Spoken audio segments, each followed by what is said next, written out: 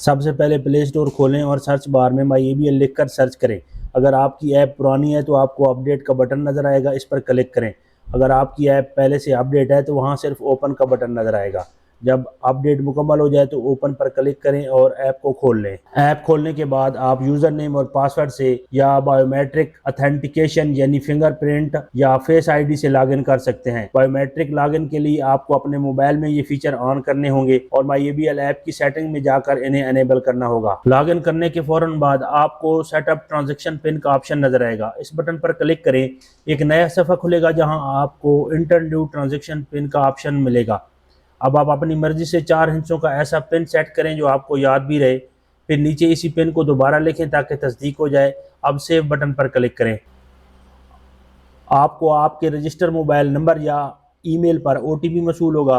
वो OTP दर्ज करें और फिर वेरीफाई पर क्लिक करें।